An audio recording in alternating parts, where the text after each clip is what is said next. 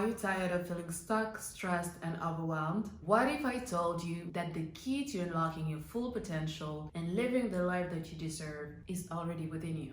Cheesy? Yes, but true. In this video, we'll explore the transformative power of self-healing and mindfulness and how it can help you overcome any challenge and obstacle that comes your way. So grab a cup of tea, take a deep breath, and let's begin. Welcome to Conscious Matters. I'm Melissa. On this channel, I talk about conscious living through empowerment and holistic wellness, especially mindfulness. First of all, what is self-healing? Self-healing from a mindfulness perspective refers to bringing awareness and attention to the present moment, but also self-awareness and full honesty with self to support the body's natural ability to heal itself.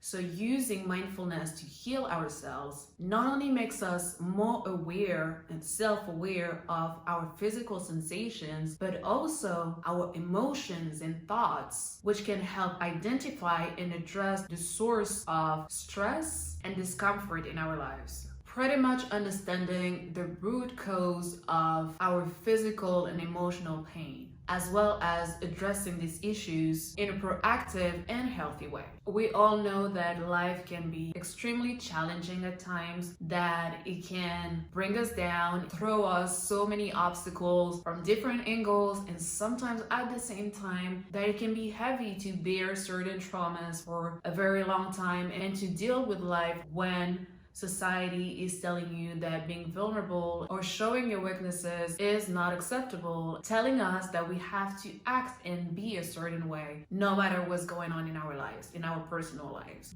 As beautiful and incredible it is to gain so much knowledge and lessons from having gone through these heavy experiences, they can also make us lose our confidence, our power, changing our identity, and in a sense, making us lose faith in who we are, our abilities, and where we can go in life. Many of us have hit rock bottom and kind of lost the will to fight to crawl our way back of this bottom pit. Maybe you are still there, you are still in that place, and that's okay, because life is a process, and sometimes we need to be in that very, very low place where we have nothing else to lose anymore to finally be able to rediscover who we are and to let go of our blockages and limiting beliefs and everything that keeps on dragging us down. And it's very often when we are in that place, in that rock bottom phase of our life, that the deep inner work starts. And that's why, to me, mindfulness is so important. That's what I've personally used when hitting rock bottom. And sometimes we hit rock bottom several times too. Despite how tough, hard, and desperate these times can be, through mindfulness, we can develop a greater sense of resilience and also healthy coping skills to help us finally climb our way out of this rock bottom pit, of this remnants of having been in that pit for so long, and finally supporting our overall health and choosing our well-being every single day. So mindfulness, just like self-care, is not only about meditation and doing some yoga and taking a bath and everything's like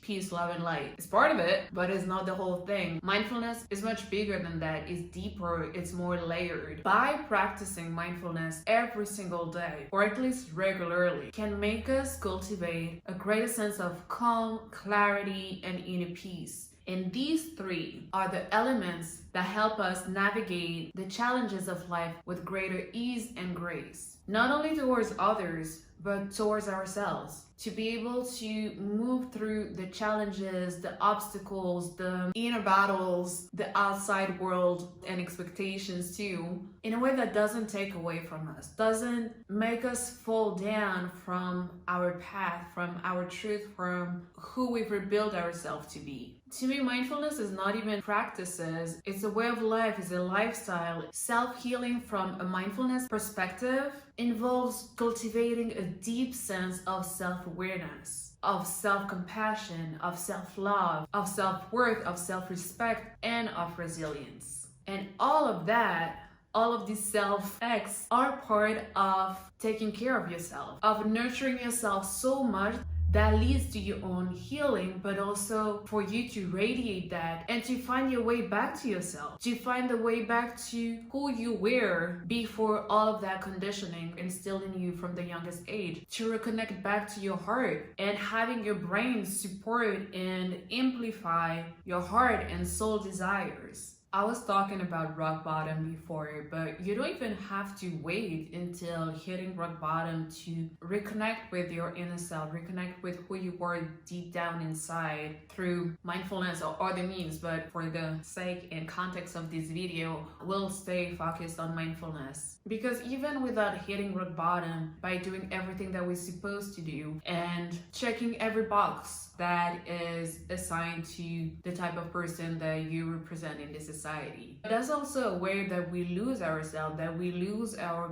power, that we forget that we are more than what we do, that we forget that we are more than our achievements, that we have value and worth just by being on this earth, just by being who we are. And that we don't need to live a life of stress, of chronic anxiety, of always putting our own needs in the backseat, of always putting other people's demands, other people's needs, other people's wants and desires before our own. But for that, there is a necessity to be self-aware, to realize that there is an issue, there is a problem. Why am I not putting my own needs, my own self, my desires, my well-being as my top priority? Do I even know who I am and what I want out of this life? And if I do, is it really what I want or what has been pushed on me for so long that I kind of absorbed it or internalized it as my own? How am I dealing with my negative thoughts, with my negative self-talk? Do I self-sabotage myself? Do I always self-doubt and put other people's opinions over my own? And that's why mindfulness is incredible in helping us answer all of these questions, to help us be in a state of general calm, so we have more clarity in who we are, in our environment, in our relationships, so we can not only find the peace outside of ourselves, but more importantly, inside of ourselves, to claim back our power, to move through life peacefully but empowered, calmly but secure, mindfully but uplifted as well. And it's by being fully connected to yourself, to the deepest version of yourself, that you finally find the answers to meaningful questions, to finally transform the false narrative that you've been telling yourself for so long, to finally relish in your authenticity. But all of that requires of you to be vulnerable with yourself, to be fully and entirely and completely honest with yourself, to take full-on responsibility for your feelings, for your thoughts, for how you react to life instead of acting and responding to events, to people, to situations. What is your part? What is your responsibility in all of that? Not the responsibility of what happened to you, but your responsibility of how you respond to it. At some point in my life, I lost literally everything. I had to start from scratch in not the best conditions, but by being in rock bottom, by having nothing else to lose, I did find myself, my back against the wall. And thanks to the internet, I managed to learn much more about mindfulness. It helped me see the truth in me. It helped me let go all of the false narrative, of all the lies that I was telling to myself and the projections of others that I internalized as my own when it was not. Also, it helped me take responsibility for myself, not that I wasn't before, but more responsibility, not from the outside world, you paying your bills, you going to school, at work, and doing all of that, but responsibility for my well-being.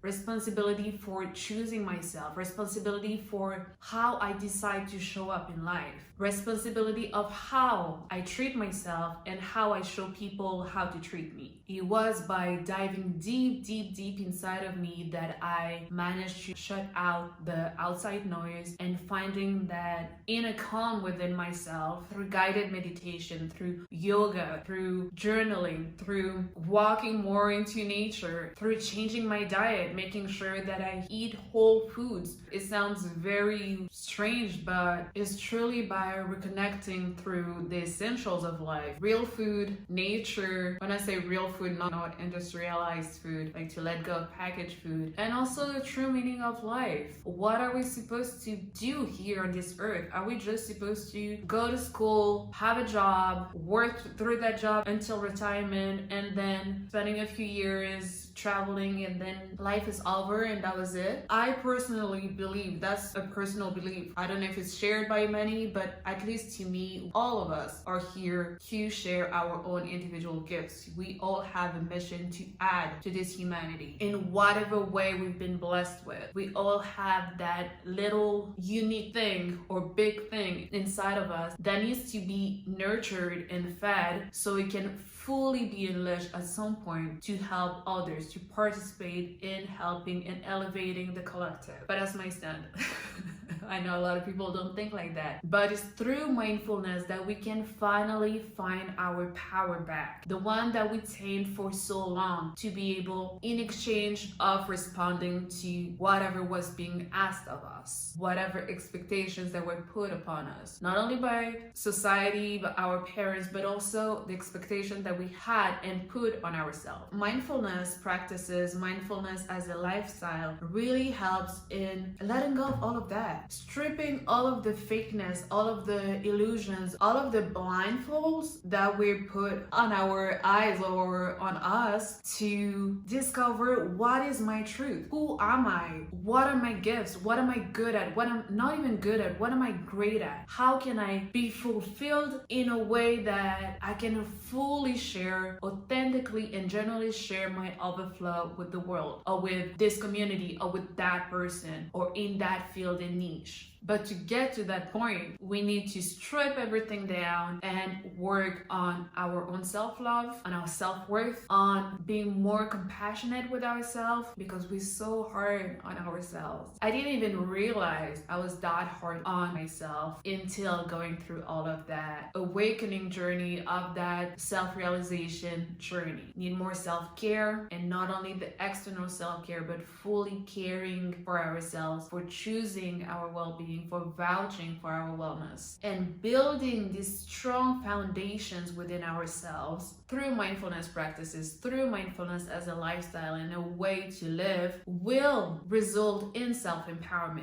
in self-realization, in being the version of ourselves that was always there deep inside, but that we were too afraid or too conditioned or too tamed down to be able to unleash it fully and entirely. Let it express itself in the most unapologetic way possible. You have a right to take your space. You're not expected to take your space, because as a society, we have this scarcity mentality that if you take that space, then it won't be enough space for me. And if I take it, then I would take the space of someone else. No. I think if we that many in this world, it means that there's space for everyone. But that's another tangent. And it's actually by you taking your space like that, to take your space, not to show off or put other down, but to take back your power, to use that space to be the most authentic you that you can be. So you can share your gifts, share everything that is deep inside you with others, to elevate them as well with whatever you're sharing, but also to show them that they have the right to do that as well. That they have not even the right, but I think we have an obligation to take our space and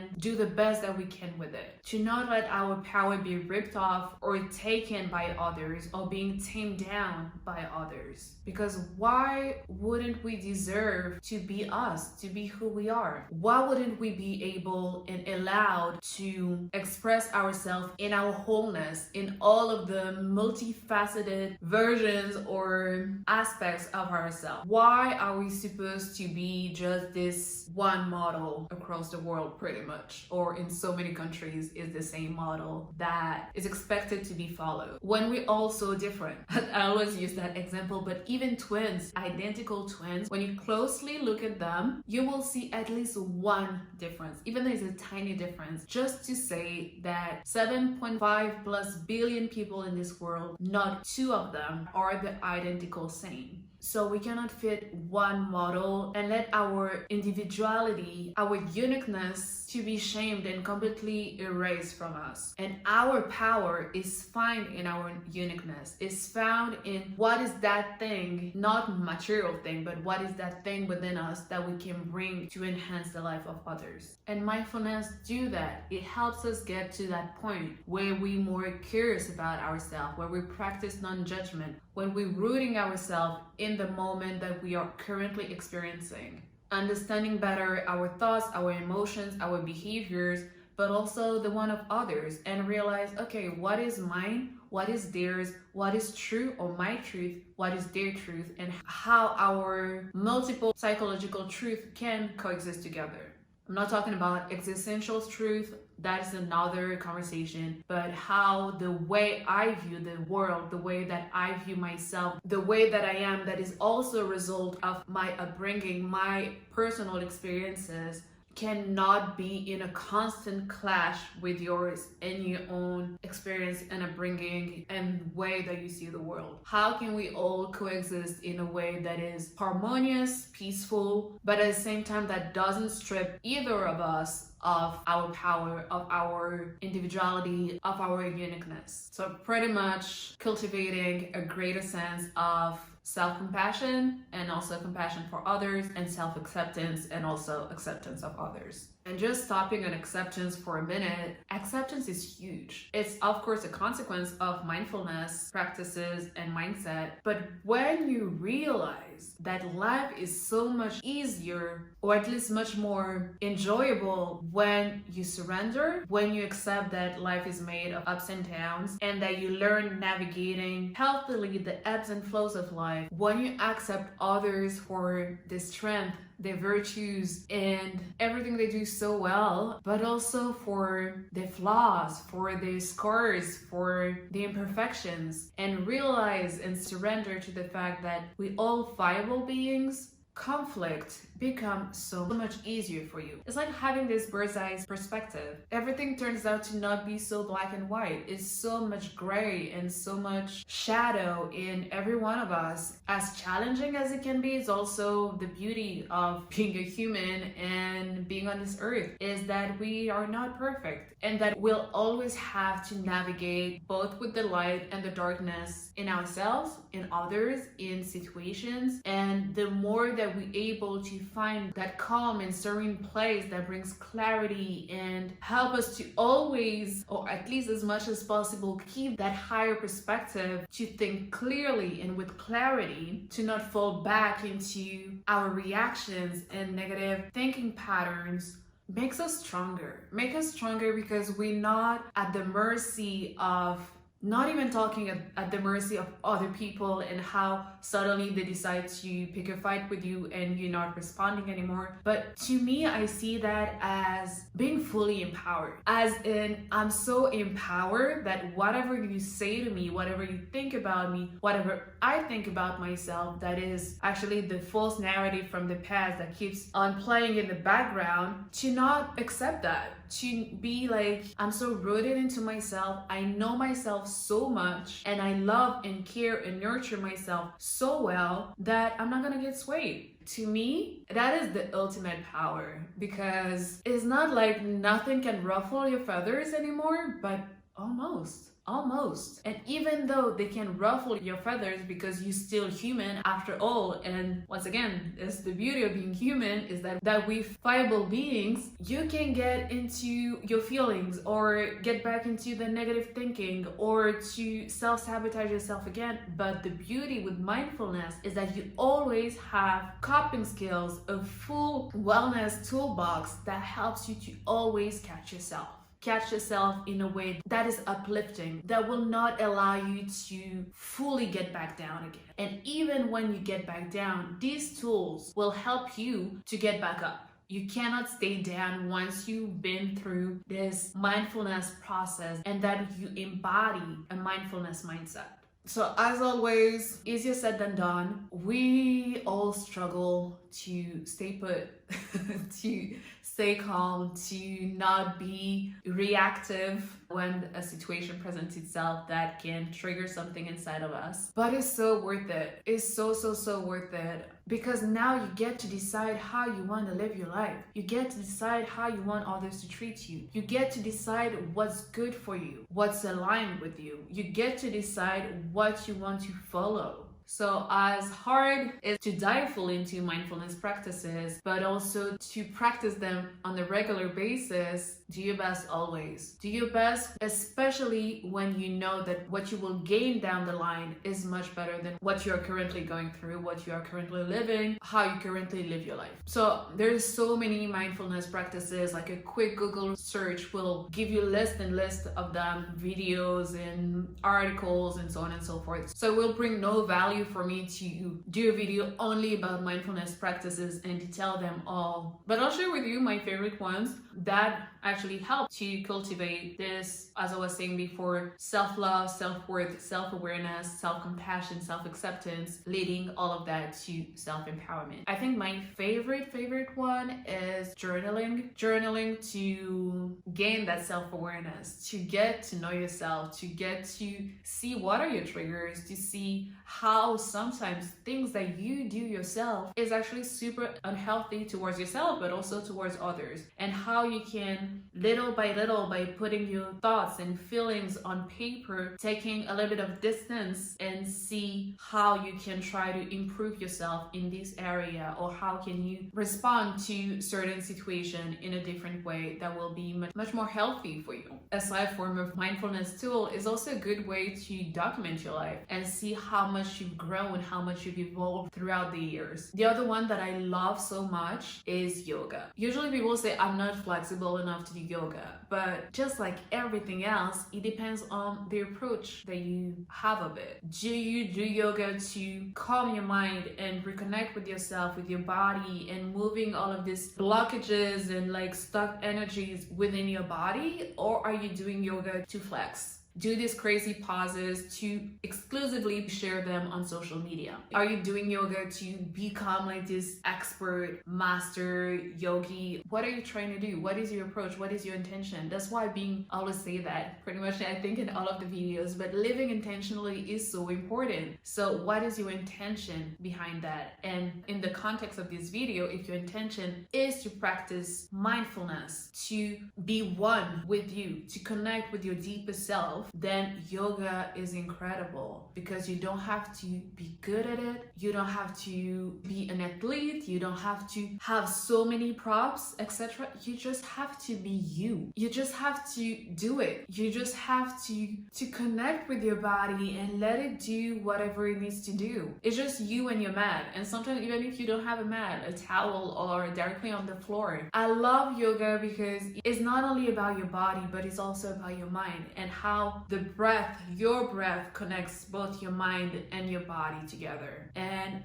to me, when I started yoga back in 2018, it was truly a transcendental experience. I sound crazy saying that, but it's true. It felt like nothing that I've experienced before. It's like you praying, so you connected to something bigger than you, but at the same time, you in your body and you grounded. So yeah, that's the second thing, yoga. I really love it. And if you want to have easy, free yoga practices, check out the YouTube channel, Yoga with Adrienne. This is how I started. It's wonderful. Give it a try. See if it's made for you. Just try it, because why not? The other one that I really like is meditation. I went from guided meditation, silent meditation, and now tapping meditation. So there's so many type of meditations. It's great to explore to see what works best for you. Guided meditation is a great way to start. If you are not familiar with it, or you don't know how to start, it's literally someone talking you through the meditation. You have different videos on YouTube. You choose a theme and you write meditation. So you can say self-love meditation or self-compassion meditation, so on and so forth. Like, you choose whatever you want to choose, and then you will find like so many meditations in there. Or you can also use free apps such as Headspace, where you can actually do like 1 minute to 10 or 15 minutes meditation. I love tapping. Tapping is great tapping meditation because when you're not in the mood to just like sit still, having these movements with your hands on your body, the different parts of your body, brings a little bit more intensity to it. And I love the first part of guided tapping meditation because it's saying statements that are true but usually negative, like everything that you think negatively about yourself or your circumstances is literally saying them out loud so you can purge, and then putting the more positive affirmations in. And I think that's so interesting and so real too, because sometimes when we only focus on positive affirmations, it feels kind of a lie and gaslighting your own self and bypassing whatever valid emotions you're going through. So with tapping is literally, okay, I feel like that, I say everything out loud or in your head if you're by yourself, if you're surrounded by others, and then you're like, okay, now it's gone and I can put in the positive in me. So that's the top 3 for me, but please share in the comment section, what is your favorite mindfulness practice? And if you don't have any yet, because I know after this video that you will have plenty or at least one, which one would you like to start with? So don't ever forget how powerful you are, because no matter what the world told you, today I tell you that you're special, you're amazing, and you have so much power within you. So don't ever give up on yourself. Do the work, do the inner work, do the self-reflection, the self-awareness. Find your way back to yourself. Go on this self-discovery, self-realization journey toward a healthier and happier you through mindfulness, mindset, mindfulness practices. Commit to your own self-healing, because if you don't heal yourself, nobody's gonna do that for you. And you're worth it. You're worth of unleashing your whole potential, of taking your space once again, of expressing your authenticity. You have the power within yourself to become the most healed and empowered version of yourself. Remind yourself that you got this. It's gonna take time, it's gonna be difficult, it's gonna be setbacks, but keep your eyes on your vision. But remind yourself that it's gonna be worth it, and always trust yourself. You know what's best for you. Don't forget to like, comment, and subscribe, and as always, stay true, keep showing up for yourself, and let your soul lead the way.